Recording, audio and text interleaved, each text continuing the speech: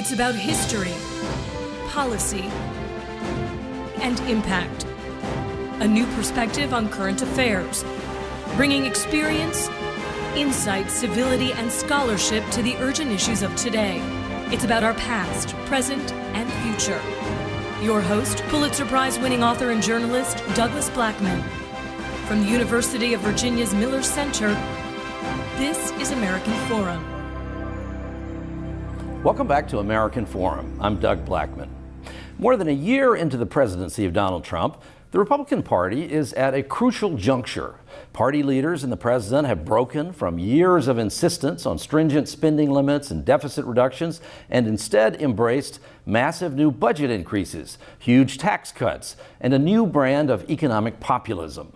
The result, according to government analysts and economists across the political spectrum, will be record-breaking deficits, at least in the short term, with no reductions to the social welfare programs that Republicans have long said urgently needed to be cut. Is this a temporary deviation for the GOP, or is it the emergence of a profoundly different American conservatism? Few national figures have wrestled more directly with those competing visions of the Republican Party than our guest in this episode. Chris Christie just completed 2 terms as governor of New Jersey and made a bid for the Republican presidential nomination in 2016. During his tenure as governor, Christie persuaded a Democratic-controlled legislature to pass major bipartisan initiatives and initially won wide support from blue-collar workers as well as the affluent. Unemployment fell in the state, and Governor Christie won praise for his efforts to combat New Jersey's opioid epidemic and for his leadership after the devastating Superstorm Sandy in 2012. After dropping out of a crowded field of GOP presidential contenders last year, he shocked many political observers by endorsing the candidacy of Donald Trump.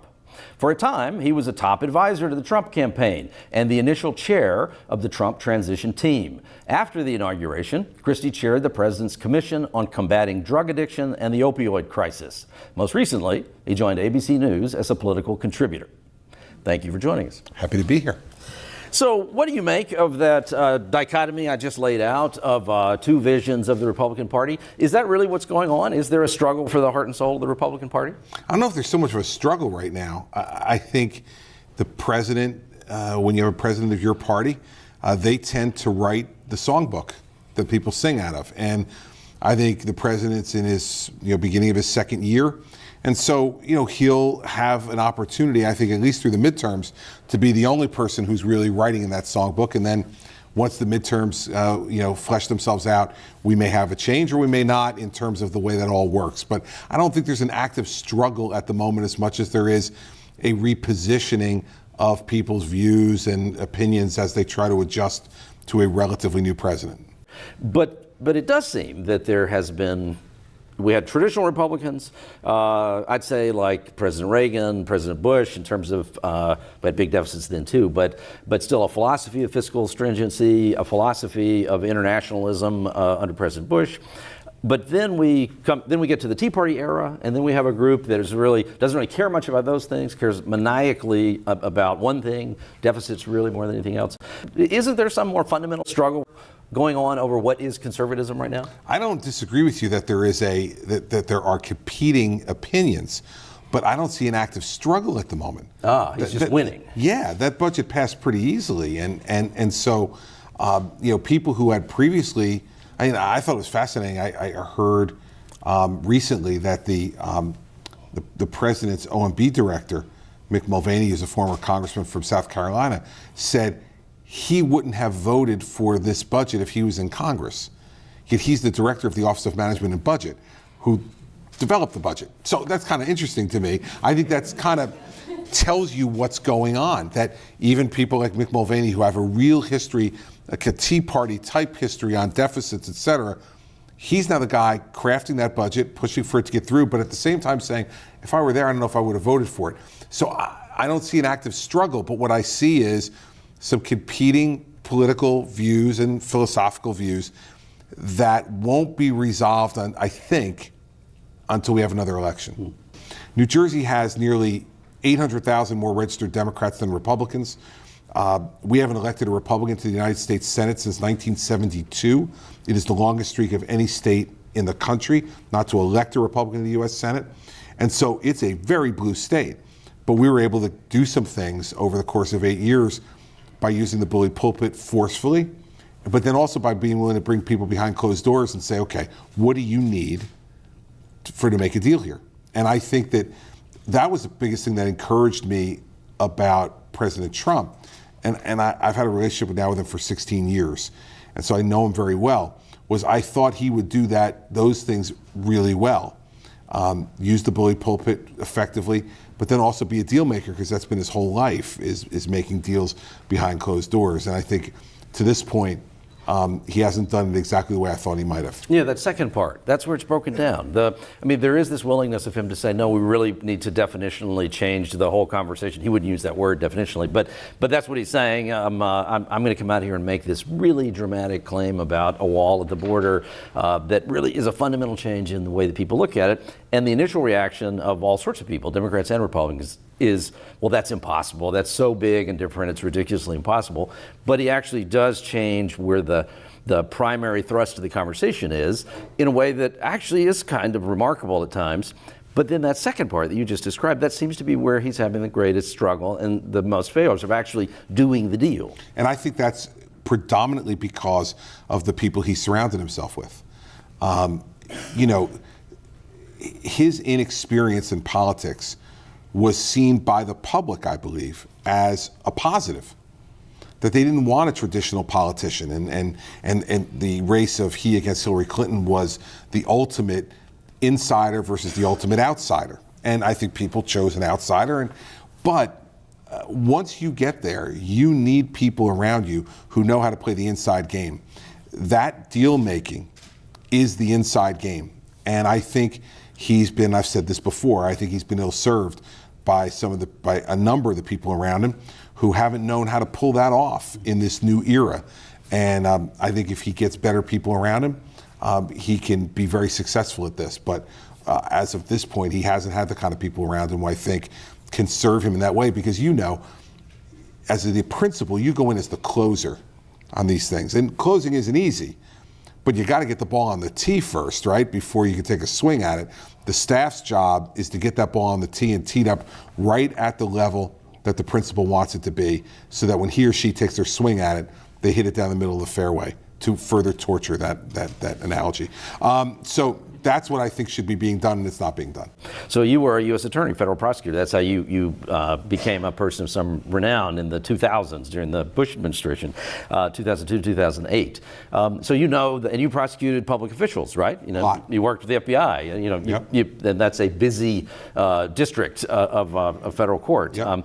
135-0. There you go. In 7 years, we prosecuted 135 elected or appointed public officials without a defeat. Yeah. Well, and that gets to something that I'm curious about in terms of that. A few weeks ago, we had sitting in the same table here Sally Yates. When we have the president, and I'm not setting this up to just bang on the president, it's a serious question, but when we have the president, the people around the president declaring that an FBI investigation into Russiagate or whatever, that this is all just a hoax, that this is just a complete and total hoax, it's a complete and total political prosecution. Now, what did you say it was, 100 and how many cases? 135-0. Of those 135 elected officials, how many of them said you were coming after them for political reasons? Well, probably a good half. Yeah. And how many of them said you were coming after them for racial reasons? I assume some probably of them. About a third. About a third, yeah. And so this is a... Yeah, but I won. Well, well, exactly. Right. So like my view of this always was, Doug, that as a prosecutor, the proof was in the evidence and your ability to bring a case. And when people would accuse me of political motives in prosecutions, I would answer it always the same way. Show me where the line has begun to form of the acquitted people who I indicted. And there's no line, because there were no acquittals. And that's because we were very careful about what we did. We only brought charges against those people who we absolutely believed we could prove a case beyond a reasonable doubt against, and then we went and we did it. And so that's why I think, well, I probably shouldn't answer because I'm anticipating your question, but I do believe that the proof ultimately in all this stuff is in the pudding. The proof in the end will be what will prosecutors bring forward, and there is a very talented, tough, principled prosecutor who's investigating all this, and Bob Mueller. I worked with him when I was U.S. Attorney and he was Director of the FBI at the same time. So I have a lot of confidence in him. The point I'm getting at, it is twofold, and you've already partly answered one.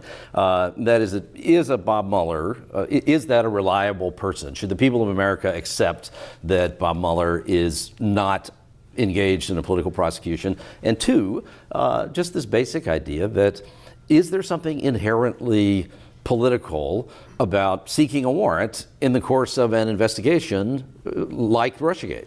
So on Mueller, I'd wrap up with him by saying I absolutely have faith and confidence in Bob from the time that I worked with him, and don't have any reason to believe that he would pursue anything for political motive. Now, that being said, it doesn't mean he's perfect, right? So some of the people obviously he employed in the pursuit of this investigation were flawed, and he should have known that. And it's your job as the lead prosecutor to vet your own people. And so when you have people sending the kind of text messages and emails that they were sending that obviously display a bias, I'm sure if Bob Mueller were here right now and the investigation were all over and everything was wrapped up and he could speak freely, he would say to you, man, I wish I hadn't put those people on the case. Or I wish I had known what they were and could have gotten them off sooner. That doesn't mean he's biased. That's just a mistake. And you're allowed a few of those as a prosecutor, not too many, but you're allowed a few of those. So it doesn't make me feel differently about Bob Mueller, and I don't believe he's a guy who's pursuing this for political reasons.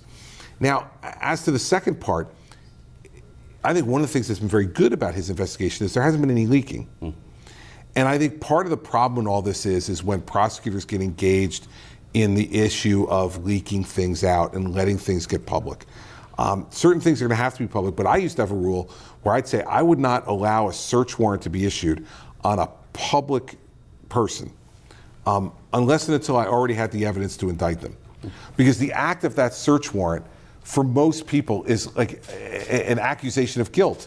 You know, if I come and they read in the paper, you know, I've searched Doug Blackman's house and his office, the FBI's there in the Ray jackets, you know, with taking the boxes out. No one's going, I want to give this guy the presumption of innocence, you know? And everyone's going, oh God, Doug Blackman's guilty of something, right? I mean, and that's the way people react. And I think as a prosecutor, you have to acknowledge that.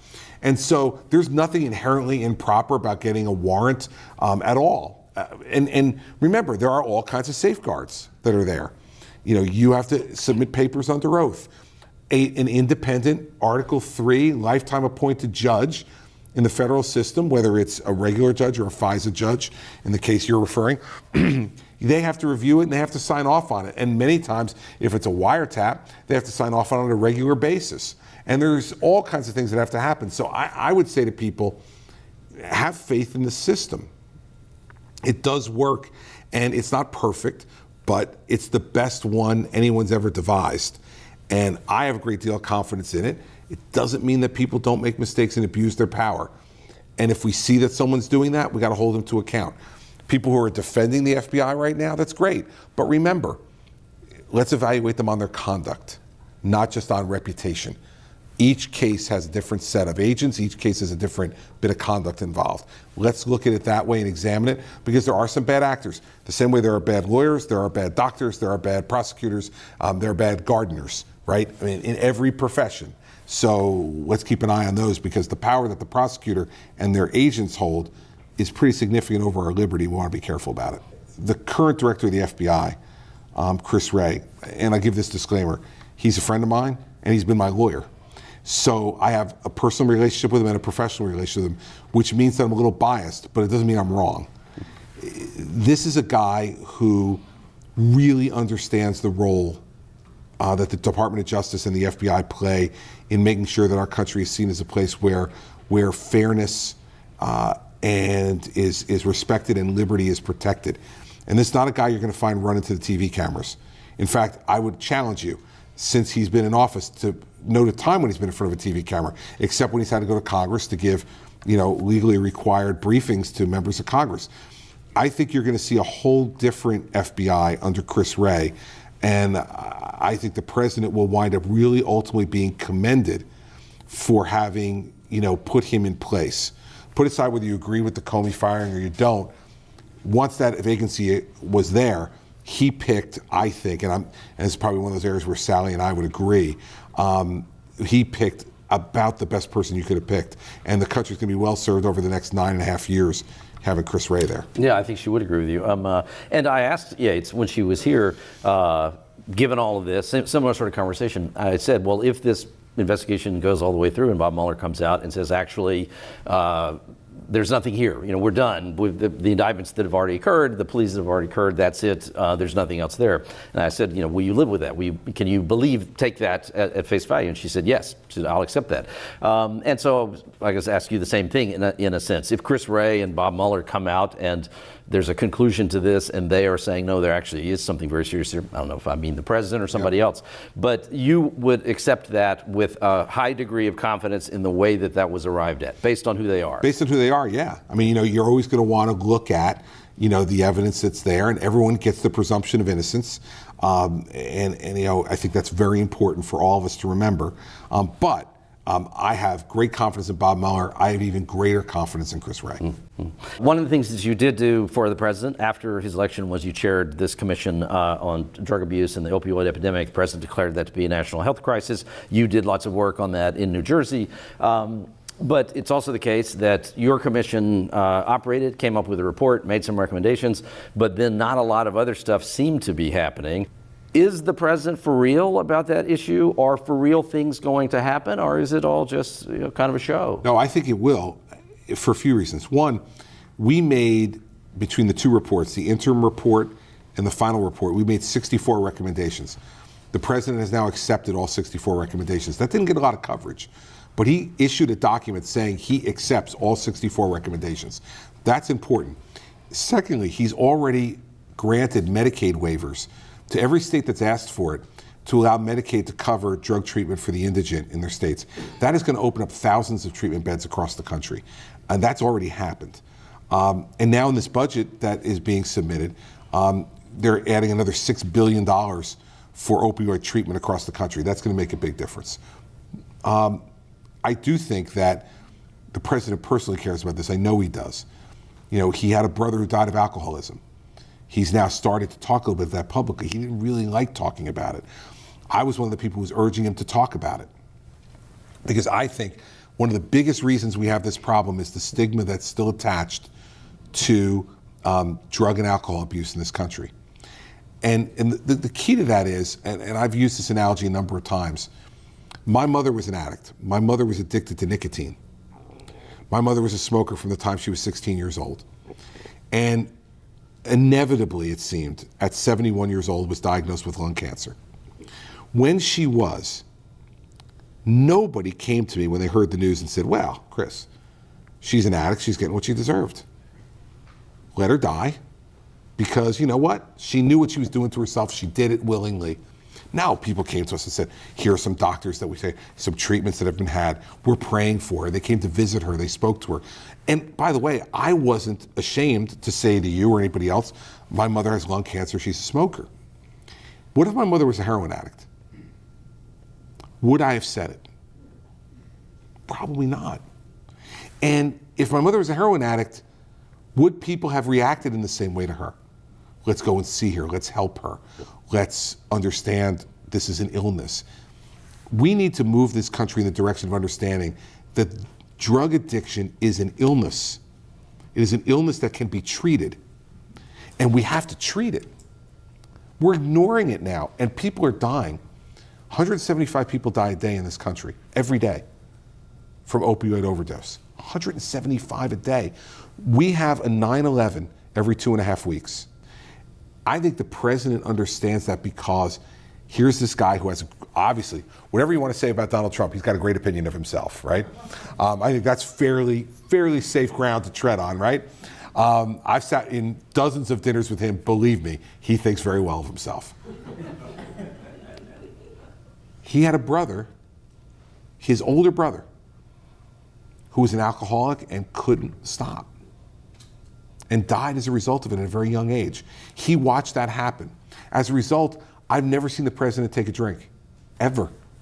16 years, I've never seen him take a drink, and he's told me he never has, because his brother, at the time, said to him, don't start. This is going to continue to kill people unless we finally stand up and say, there's a way to treat them, let's treat them like we treat people with cancer, which, by the way, as in my mother's case, is caused by her own conduct, diabetes, heart disease, there's a genetic element to this, but with some people it's just caused by their conduct. Yet we don't say don't treat the guy with heart disease because he eats bacon eight times a week. We don't say don't treat the person with diabetes because they drink too much sugared soda or whatever. But yet with this we do. We got to change that. But in the 90s and the early 2000s, we said to the people who were getting addicted to crack cocaine and who were overwhelmingly African American in urban areas, with them we didn't say let's give them treatment. We said let's pass more and more draconian laws. Let's put them in prison. Let's punish. And there are some who would say, when the president says, or anybody, this is about America, not really about Donald Trump, but that anybody who says, oh, this is a national health crisis, and it overwhelmingly, or at least substantially involves white people, but crack cocaine epidemic, which substantially involved African American people, was a crime epidemic and not a national health crisis. Do you think about that contradiction? Yeah, we were wrong. Newsflash, we were wrong.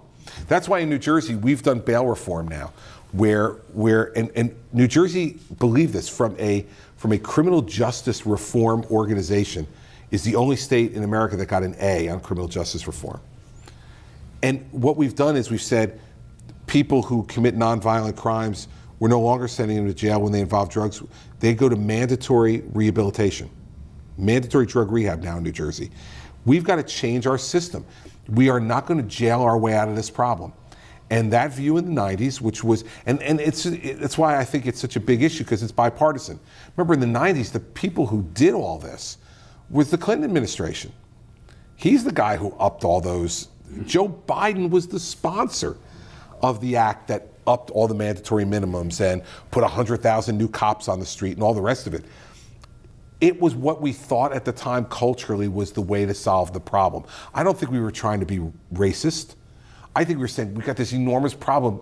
We think this is the way to fix it. What we should have learned over the last 25 years is we were wrong. We can't jail our way out of this problem. And this is from a Republican former prosecutor who had no hesitation sending lots of people to jail. But on that piece, we're wrong. The dealers who make money off this, we should always have a jail cell for them. And there should be a special place in hell for those people who are profiting off of other people's misery. Not just drug dealers on the streets, but the drug dealers in the pharmaceutical companies as well.